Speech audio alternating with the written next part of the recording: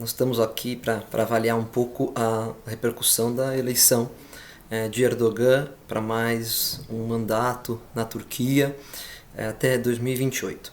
Acho que nós temos que pensar nesse processo eleitoral qual será a consequência, o papel dessa eleição geopoliticamente e como é que a Turquia se posicionará nesse sentido a partir de duas perspectivas.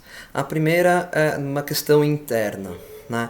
O que esperar da Turquia internamente com a eleição para mais um mandato, o terceiro de Erdogan? Acho que o que nós vamos ver é a continuidade de um declínio da democracia, com aumento de um autoritarismo, ou seja, de uma autocracia, com diminuição das liberdades e com aumento da repressão, né? É o típico modelo de governo que Erdogan efetivamente impôs na Turquia desde a sua primeira eleição, né? O que fez com que, obviamente, as liberdades e a maneira de se viver, o estilo mais ocidental de se viver na sociedade turca tenha entrado em declínio, né? Mas também Erdogan vai ter alguns desafios e de alguma forma internamente que de alguma forma poderão mudar a sua percepção e a sua maneira de agir nesse sentido.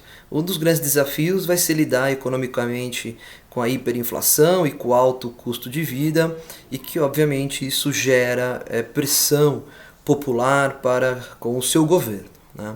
Esse problema obviamente não é específico de Erdogan, ou da Turquia em si, é um cenário econômico e de dificuldades de custo de vida advindos da pandemia e de todo um cenário de deterioração econômica que o mundo vive hoje, né? Então esse é um dos problemas que Erdogan vai enfrentar, né? Então internamente isso que a gente pode esperar, infelizmente, da Turquia. Talvez uma continuidade da perda de valores democráticos, de um crescente autoritarismo e efetivamente desafios grandes do ponto de vista econômico para o seu governo e para a sua sociedade.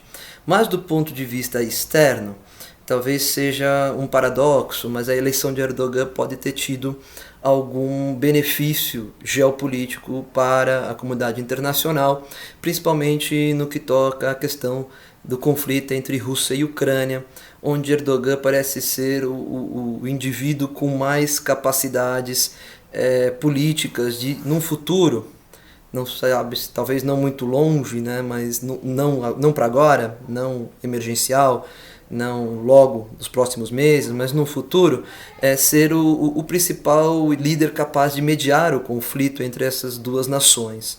Isso talvez por dois vieses. O primeiro deles, porque Erdogan tem efetivamente boas relações com Putin e com o Ocidente.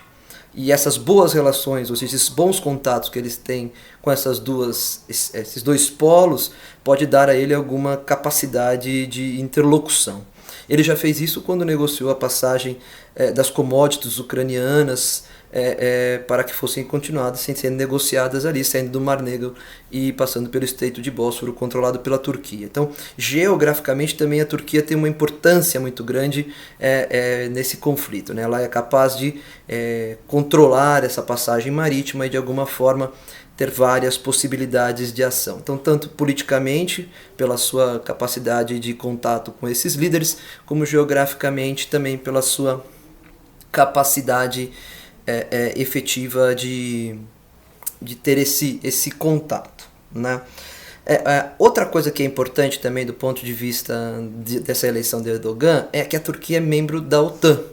E ao ser membro da OTAN, e ter essa boa ligação com Putin e com o Ocidente, eles também conseguem manter um certo balanço de poder dentro da instituição, de forma a não fazer com que a mesma se volte totalmente numa atitude uníssona de embate contra Putin, né? Eu acho que nós já assistimos isso quando a Turquia colocou alguns empecilhos para a entrada da Suécia na organização.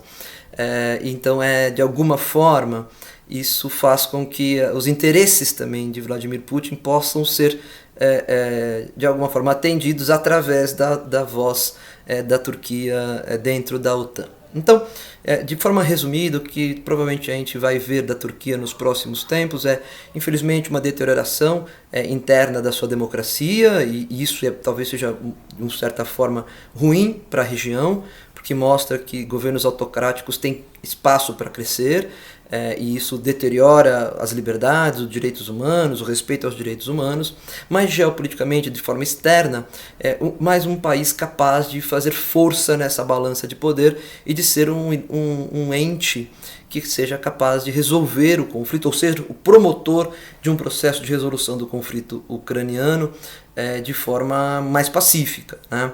Mas ao mesmo tempo barganhando interesses entre a potência ocidentais e Putin, o que dá à Turquia uma capacidade, um poder enorme, ainda mais partindo de um líder que está acostumado com essa capacidade de poder, porque foi ele que criou.